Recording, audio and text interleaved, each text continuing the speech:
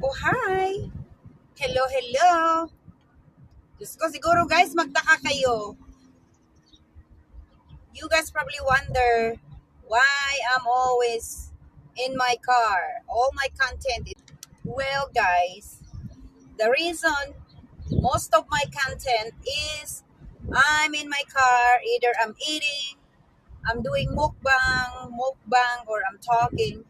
I'm in my car because I'm going 3 hours there working with my patient.